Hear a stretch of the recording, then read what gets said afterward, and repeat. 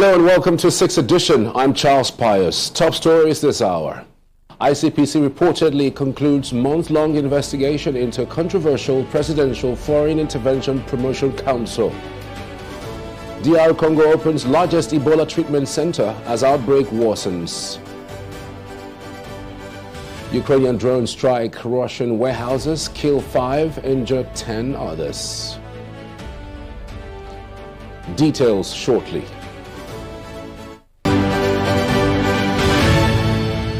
We begin with the latest on the alleged PFIPC scandal as investigations into the controversial Presidential Foreign Intervention Promotion Council reach a critical stage. The Independent Corrupt Practices and Other Related Offences Commission has reportedly concluded its probe and is expected to submit its report within the deadline set by President Bola Tinubu. Sources say the commission questions the council's alleged Director General, Prince Adeniyi Adeyemi, in Abuja last week after an earlier postponement.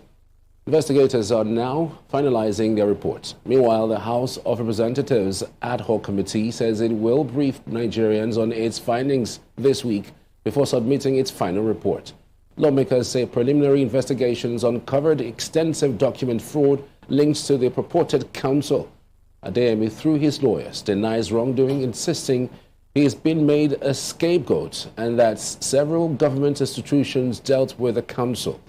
The Center for Democracy and Development also urged the committee to hear directly from him before concluding its investigation. And joining us virtually is Emmanuel Mensah Madaki. He's a legal practitioner. Will give us a little bit of an insight into this development. Thank you so much for joining us. Straight to the point, what exactly did you find as the ICPC uncovered so far, and how serious are the allegations against the purported council? Thank you very much for this ample opportunity to speak to Nigerians in respect of this issue that is boiling on the issue of the fake agency.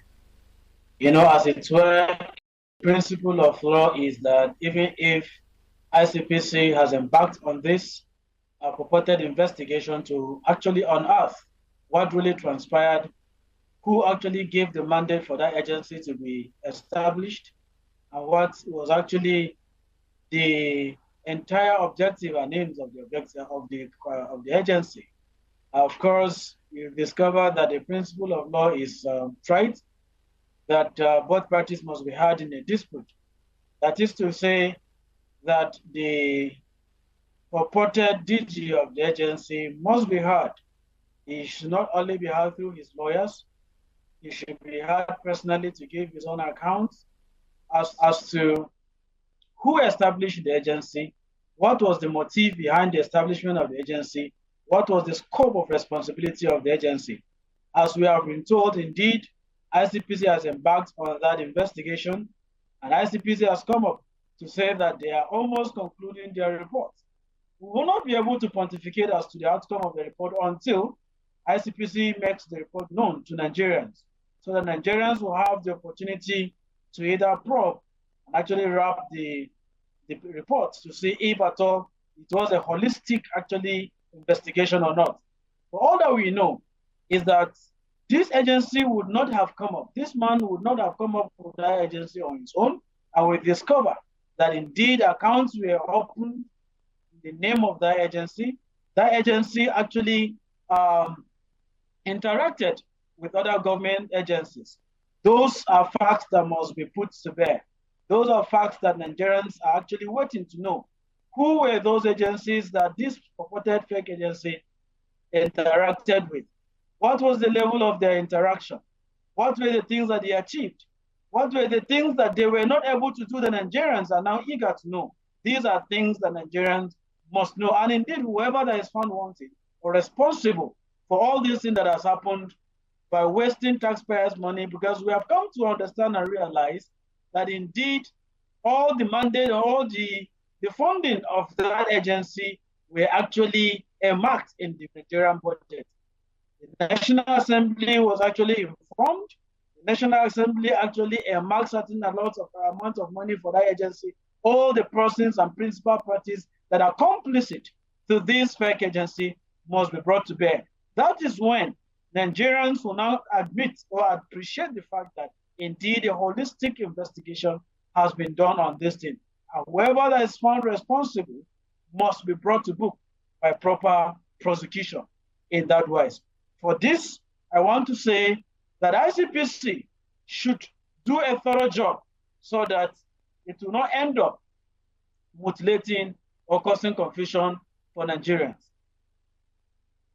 Really, do you think that ICPC can really go? Because we understand that ICPC reports directly to the presidency, and the person in question, is a staff of the presidency, and he, at the best that we know, he never stepped aside for investigations to be on. Do you think that, from your legal perspective, that there's something positive that we should be expecting from the ICPC, given that it reports directly to the presidency? I want to believe that we should be optimistic as eager Nigerians who are curious enough to know what ICPC will unearth at the end of the day. But then, for that to be achieved, whoever that has been appointed or fingered to be a party or a participant criminals in this activity must be brought to book, must also be questioned. And of course, since we have discovered or we have come to know or learned that yes, some parties in the presidency are actually involved in this, those principal parties must also be called for questioning. I remember at some point the chief of staff was actually invited by ICPC. Up to this moment, we have not heard what the chief of staff was able to tell ICPC. Those are facts that Nigerians are actually eager to know. And indeed, I want to say this, for an investigation to be holistic, whoever that is mentioned must be called to be questioned so that he will also give his own account of what he actually knows. At the end of the day, I know that ICPC does not have the right to convict anybody. ICPC does not have any right to declare anybody guilty or not, because I know it is only the court under Section 6 of the Constitution that has a statutory and judicial mandate to really determine the rights and liabilities of individuals, parastatals, and corporations. So I want to believe that after all is said and done, this matter will also go to court so that the court will now be able to make a proper pronouncement on this. But then, for ICPC to aid the court in terms of actually passing its own verdict, ICPC must be able to do a thorough job by inviting all the necessary parties who are actually seen as participants criminals in this act, so that it will now be able to aid the court in its own finalizing of the issues at the end of the day. Because if that is not done, it will be an incoherent exercise that the court will find it difficult and indeed tedious to make a proper and sound pronouncement in law. And I believe ICPC is not an agency that is starting investigation today. They have been doing it in the past. And they, of course, I know they have secured convictions just like the EFCC.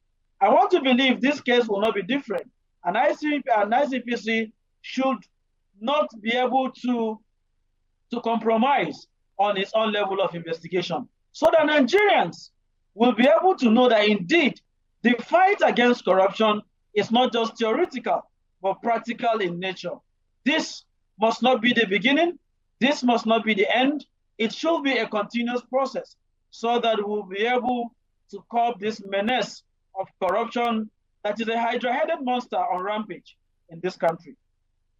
Emmanuel, what do you think really generally about our institutions, given what we are witnessing? A particular fake agency, like we always say, operated for many months and paid salaries, had an office at the Federal Secretariat. It's just stunning that, we're talking about this and there are people who have not been brought to book just yet.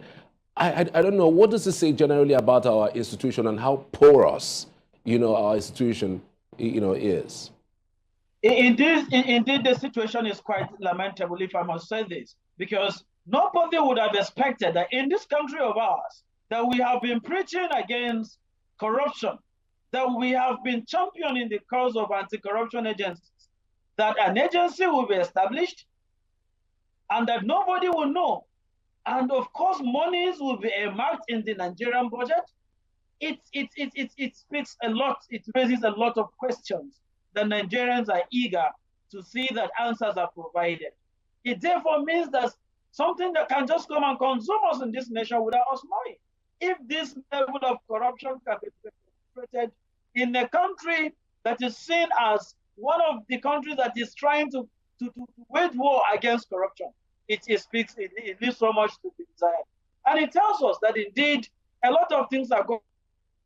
Emmanuel Madaki, I don't know if you can still hear me. We may have lost connection with Madaki right there, giving us an insight into what his thoughts are regarding the latest development regarding the fake agency from the presidency. Madaki, are you still there?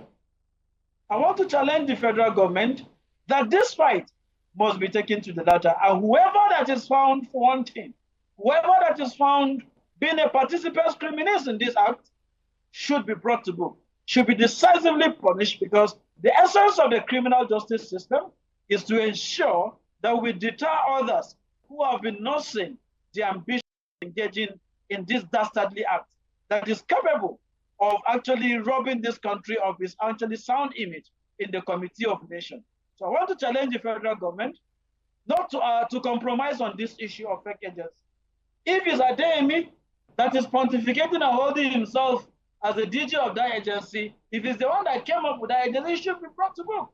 He should be punished.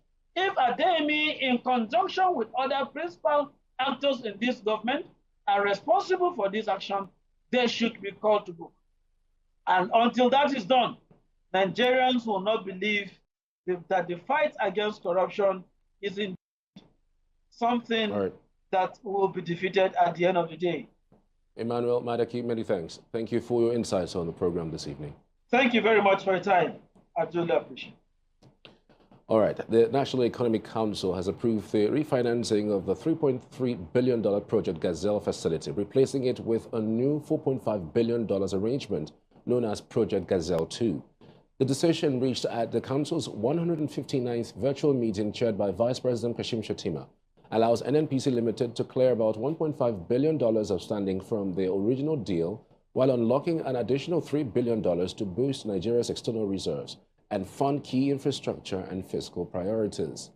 Minister of Finance Taiwo Oyedele says that the new facility comes with improved terms, including a 12.5% reduction in pledged crude oil, freeing up more barrels for the Federation and strengthening national financial structures.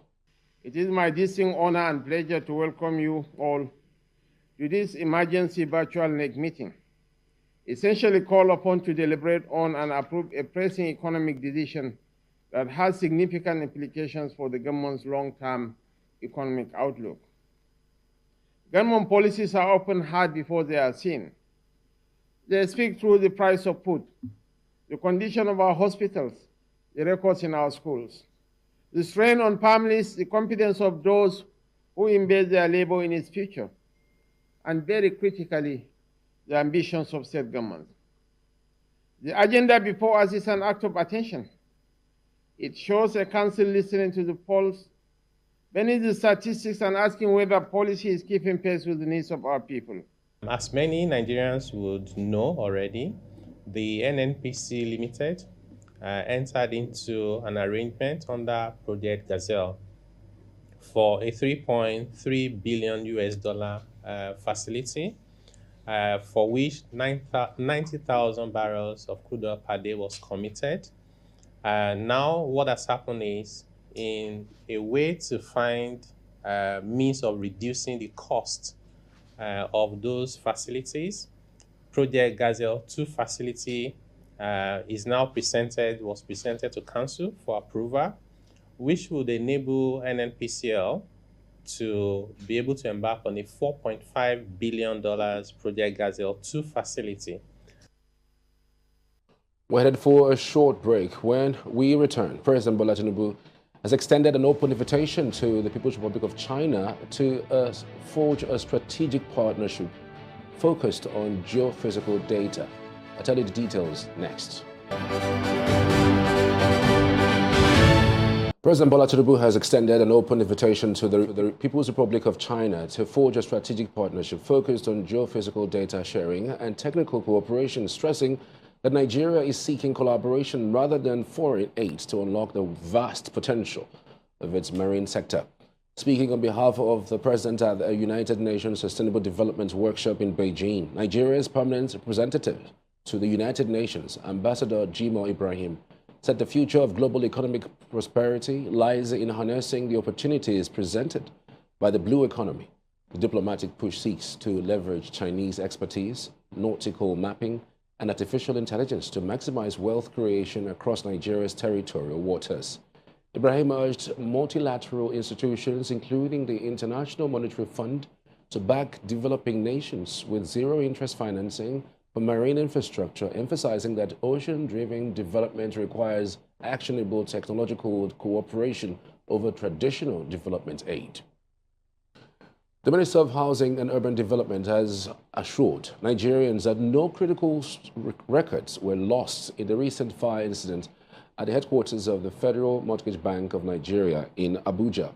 The minister visited the bank to assess the situation firsthand, saying preliminary findings suggest that the fire may have been caused by an electrical fault, although investigations are still ongoing.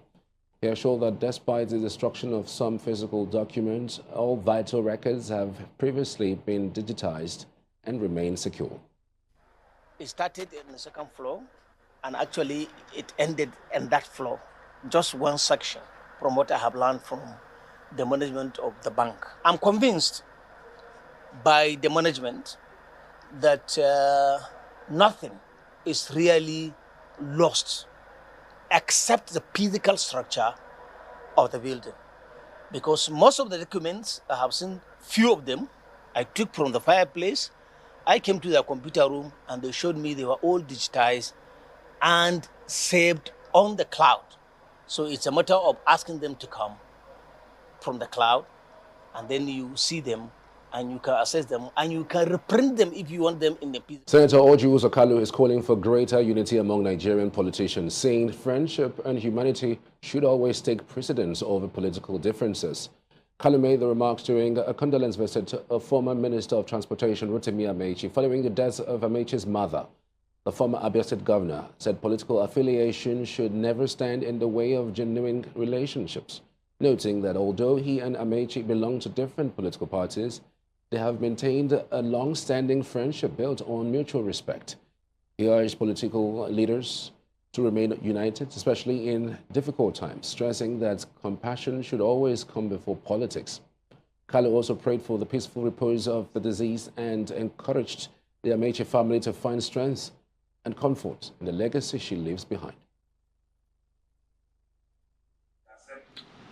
My condolences on my family, people of the Nigeria district and our state, including the OT, where want to conclude and say, accept our condolences. Thank you. Thank you. Meanwhile, the Delta State Governor, Sheriff Oboweri, has congratulated former Governor James Iborio on his 68th birthday, describing him as a dynamic and inspirational leader. In a statement by his Chief Press Secretary, Festus Ahon, Oboweri praised Iborio's leadership between 1999 and 2007, saying his vision, resilience, and commitment to public service laid key foundations for Delta State's development. The governor noted that Iborio's contributions continue to be appreciated across the state and beyond. On behalf of the government and people of Delta State, Oboweri wished the former governor good health, long life, and many more years of impactful service as he celebrates his birthday. And to some other developments, the Federal Ministry of Water Resources and Sanitation has begun a feasibility study for the construction of a dam in Kanke local government area of Plateau State in a move aimed at providing reliable access to clean water for residents. For more than a century, Gele community in Ampan district has relied on a rapidly drying stream and just one borehole as its only water resource, exposing residents and livestock to the risk of drought and waterborne diseases. Earlier, News Central's Chizoba Nyoe joined us with more details on the proposed dam project. This is Gele community in Ampan district of Kanke local government area of Plateau State. Residents have turned out in large numbers to welcome plans by the federal government to construct a dam in the community, its first major water infrastructure project in more than 100 years. The Minister of Water Resources and Sanitation, accompanied by the national chairman of the All Progressive Congress during a visit to the community, says the ongoing feasibility study marks the beginning of a project that will transform livelihoods in the area. The essence of this visit is to have a site visitation to assess the location. So by the time we get back to the office, we're going to send another set of technical team that are coming to come and do a detailed design, study and design of the dam. It's after when the study and design of that dam is carried out that we can actually know the size of the dam. Beyond the persistent water shortage, the community also grapples with poor road infrastructure, inadequate schools, electricity and healthcare, as well as low agricultural productivity. The national chairman of the APC says the proposed dam will not only provide clean water, but also boost farming, improved livelihoods, and stimulate economic development.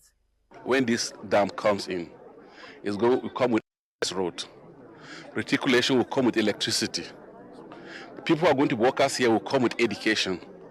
So that's why I said that this more than just water supply to this community. It's development, it's wealth creation, it's education, it's exposure, it's meeting with the international community, it's creating Nigeria in this community. Residents say they are hopeful that the project will finally end decades of hardship and provide a dependable source of clean water for both domestic use and agriculture.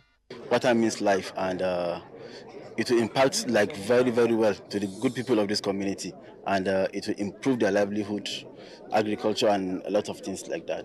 I never, for once, thought that another time I will see something like this. I know there's a big blessing to not only this community here, but to the entire nation. We never dreamed that we have a project like this in this community.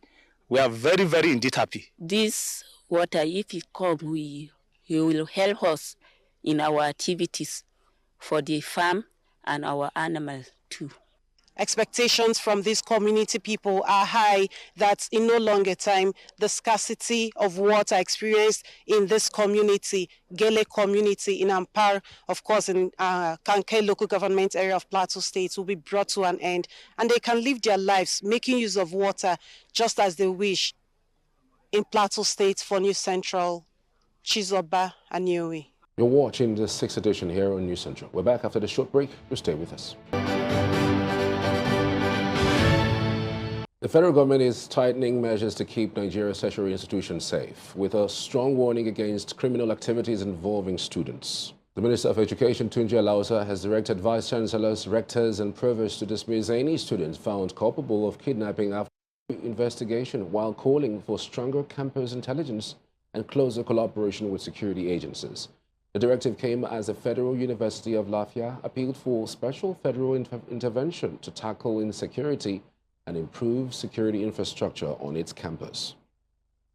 When you allow bad behavior to continue for too long, it becomes a culture.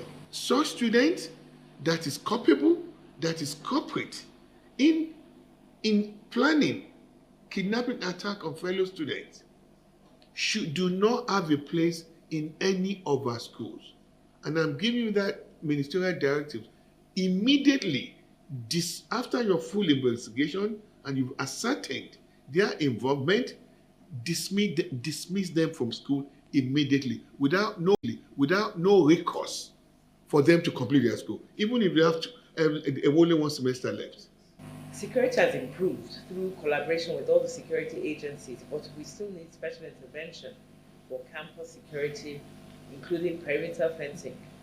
As Lagos joins the rest of the world to mark World Breastfeeding Week 2026, health experts have called for greater awareness of the benefits of breastfeeding for both mothers and their babies. The theme of this year's commemoration, Breastfeeding for a Sustainable Start in Life, highlights the importance of investing in maternal and child health, with a particular focus on infants' nutrition. Experts urged mothers to initiate breastfeeding within the first hour after first delivery, describing it as critical to improving newborn survival and long-term health outcomes. They also called on families, employers, healthcare providers, and communities to support mothers in achieving exclusive breastfeeding during the first 6 months of a child's life. Breast milk is free, cheap, nutrient-dense, and readily available. It creates bonding. It creates healthier children and prevents genetic transfer of some hereditary disorders such as asthma, as well as some forms of cancer in later life. This year's theme also highlights the need to improve awareness about the long-term health benefits of exclusive breastfeeding for both mother and child. The early initiation rate of 14%, which is putting baby to breast within the first 1 hour of delivery, is very low, and we all have to improve on it. This is to prevent the myth against the consumption of colostrum, that's the first yellowish milk, that is usually missed. To address these, midwives in both public and private health facilities are being trained to initiate breastfeeding within 1 hour of birth. As more Nigerians return home from irregular migration, concerns are growing over the mental health challenges many face, including trauma, depression, and social stigma. At a migration awareness campaign in Numan, Adamawa State, the stakeholders called for stronger psychosocial support and rehabilitation programs to help returnees rebuild their lives and reintegrate into society. They urged federal and state governments to work with mental health professionals and community organizations to provide counseling and other support services, warning that without proper care, many returnees remain vulnerable to depression, substance abuse, and renewed attempts at irregular migration. We started this as a painful experience of young people that we see reported every day struggling to cross the desert or going through difficult ways, hoping to gain meaningful life in other parts of the world. We have also realized that this issue is actually not just a social, political issue, but it is a spiritual issue. And so the Lutheran Church of Christ in Nigeria, with the support of the Lutheran World Federation, has over these years helped returnees to settle, provide them psychosocial care, training, and giving them little money, seed money to start business. And many of them today are living on their own. They are able to restart their lives again. We have also then seen that it is important for us to go to the grassroots. We have engaged communities, Muslims and Christians. We have gone to the universities, we have gone to the secondary schools to raise awareness on the menace of irregular migration and human trafficking. And we know very well how much this has impacted positively. We're headed for a short break. When we return, 6th edition continues. Stay with us.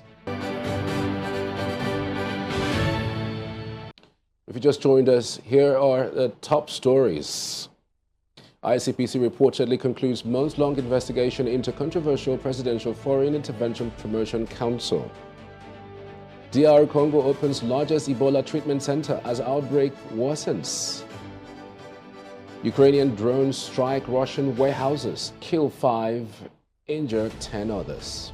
Now, the killing of a Catholic priest serving at St. Peter, the Apostolic Church in Ajokuta, Kogi State, has plunged the parish into mourning, with worshippers demanding justice for the slain cleric. The victim, Reverend Father Samuel Oyetoro, who was serving as a visiting priest in the parish after previously ministering at St. Mary's Catholic Church, Egbe, was reportedly found dead by the roadside with multiple stab wounds allegedly inflicted by yet-to-be-identified assailants. Parishioners said the late priest celebrated Mass on the day of the incident while standing in for a parish priest, Reverend Father Clement Waseku, who is currently on leave. They described the killing as heartbreaking and called on security agencies to swiftly arrest those responsible.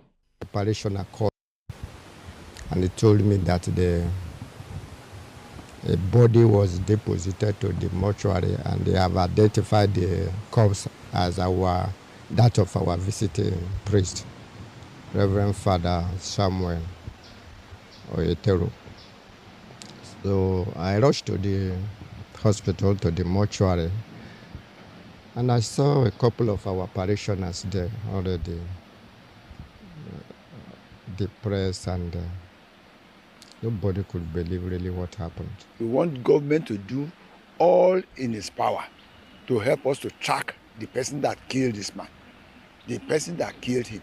No matter the amount they intended to collect from him, it is that they should find out the root cause and then let the person be brought to judgment. The command is deeply committed to unraveling the circumstances surrounding the incident and to ensure that justice is served.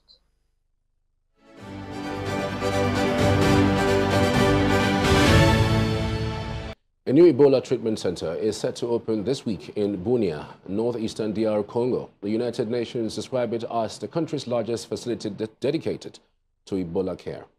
Authorities hope the new treatment center will strengthen patients' care and outbreak control. In the meantime, the World Health Organization is warning that the outbreak is intensifying at an exceptional pace. Health officials are urging a major scale-up of response efforts to contain the deadly virus. As of July 30, the WHO reported 3,605 confirmed Ebola cases and 1,587 deaths in DR Congo. Il s'agit d'un centre de 100 lits, d'une capacité de 100 lits, dont 60 lits pour les cas confirmés et 40 lits pour les cas suspects. Nous avons plus de 300 personnels qui vont travailler dans ce centre et nous comptons sur la communauté pour pouvoir accélérer le processus d'identification des cas. C'est que nous avons remarqué, ce virus a la spécificité d'entraîner des avortements, des fausses couches et aussi des accouchements prématurés. Et donc, pour ce faire, avec l'expérience qu'on a dans le CTI de l'hôpital général de Bunia, dans ce CTI, on a spécialement créé 2 maternités. Une maternité pour les cas suspects et une maternité pour les cas confirmés. Amnesty International is urging South African authorities to stop vigilante groups allegedly targeting migrants through illegal identity checks, intimidation, forced evictions, and harassments in several communities. The rights group says police must investigate reports of officers failing to stop abuses. It insists only authorized officials can enforce immigration laws under the South African legislation. Amnesty is calling for stronger investigations, prosecutions, and accountability, warning that unchecked anti-migrant actions threaten human rights, the rule of law, and South Africa's constitutional values.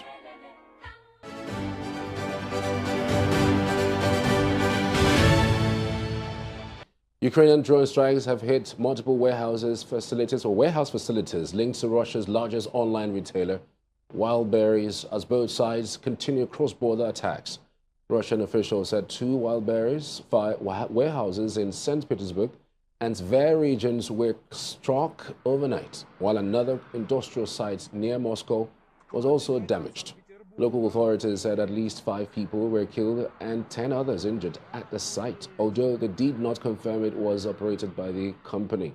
Ukraine has increasingly targeted Wildberries facilities in recent weeks, claiming the depot are used to supply the Russian military. Moscow has denied the allegations.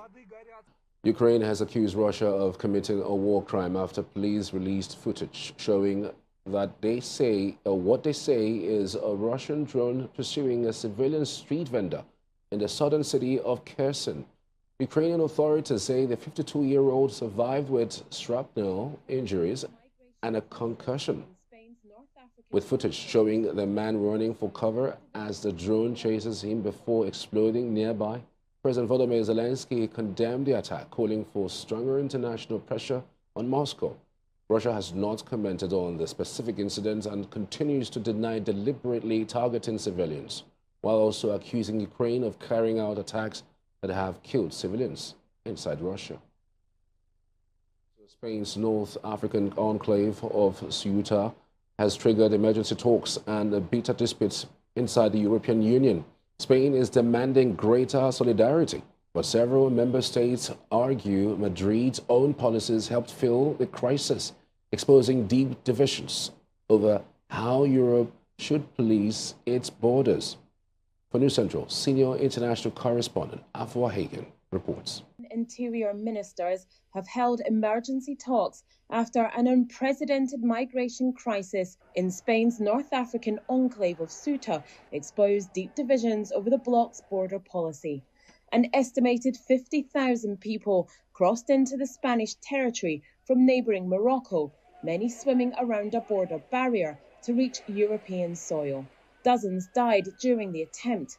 Many of those who arrived have since returned or been sent back, although Spanish officials say around 2,500 remained in Ceuta at the start of the week. Madrid says it acted quickly to bring the situation under control, but several European governments argue Spain's wider migration policies may have encouraged the mass movement. Prime Minister Pedro Sanchez has accused other EU countries of taking a selfish approach and called for a coordinated European response. But 22 member states, led by Italy, Denmark, Germany and Hungary, have issued their own letter demanding tougher measures.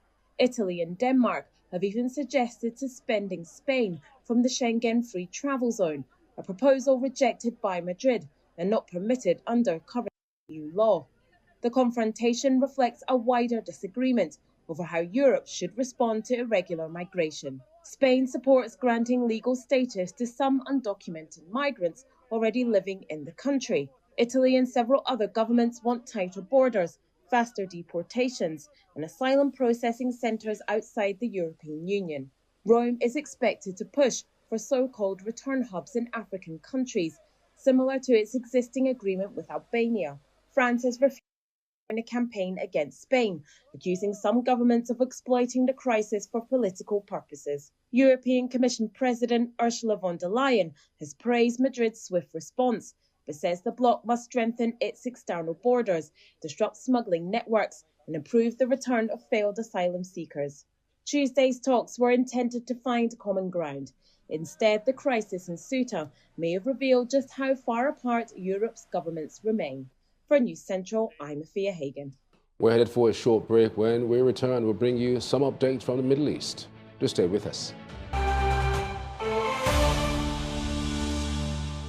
Qatar has accused Israel of holding up the Gaza peace deal. Qatari Foreign Ministry spokesperson Majid Al-Ansari says it is clear to the international community who is stopping the deal from moving forward.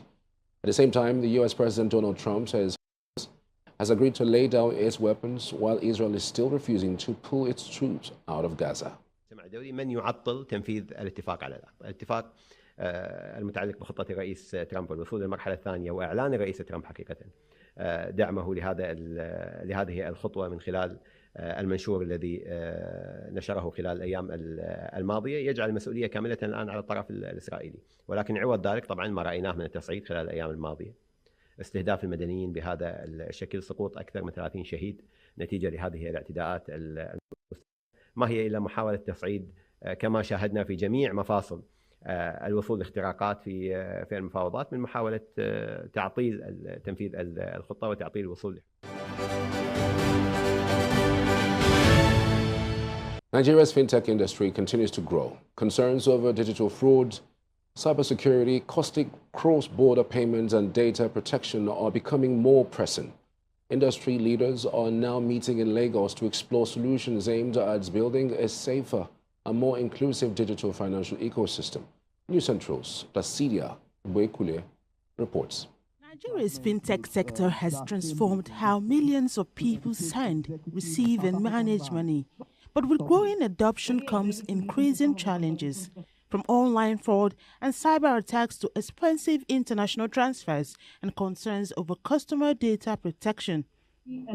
Those issues are now taking center stage at the Nigerian Fintech Forum in Lagos, where regulators, innovators and technology experts are discussing the future of digital finance.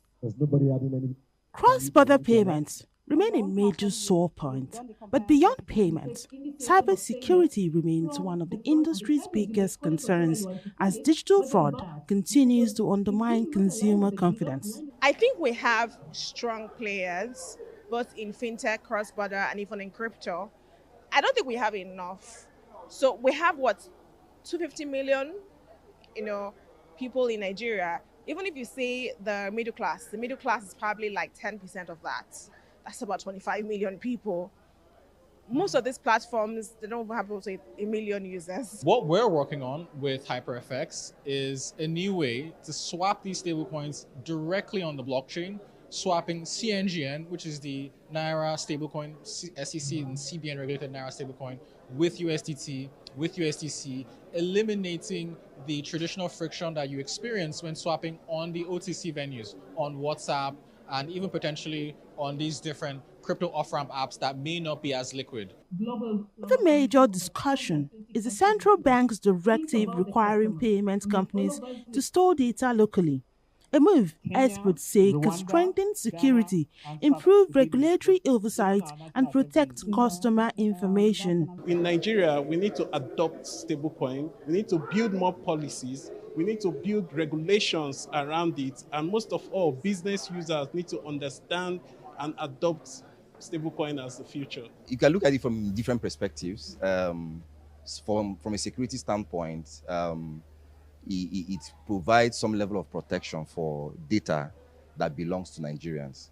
I mean, if you go to other countries in the Western world, not just financial data, health data that are for a particular country, usually will reside within that jurisdiction. So that if there's anything that the government needs to do to improve the lives of people, they have access to the data. Let's say you can transfer from your local currency. And as digital transactions become part of the everyday life of millions of Nigerians, stakeholders here say innovation alone is no longer enough. The industry's success will increasingly depend on its ability to build trust among end users, providers, investors through stronger cybersecurity, faster payments, and better protection for consumers. But I hope that in Lagos, for News Central, Placidia Ibekune. Nigeria's Dangote oil refinery plans to raise about $5 billion through an initial public offering expected to conclude in October. The listing would be Africa's largest, majority owned by Aliko Dangote. The 650,000 barrel per day Lagos refinery has submitted its IPO application to Nigeria Securities and Exchange Commission. Approval is expected in weeks, with a prospectus in September. Funds will expand Lagos capacity and support a planned Kenyan refinery. The target represents over 4% of the Nigerian exchange's $116 billion market cap. Exchanges in South Africa, Kenya, Egypt, Ghana, and Rwanda have met advisors. Investors will be paid in naira or dollars.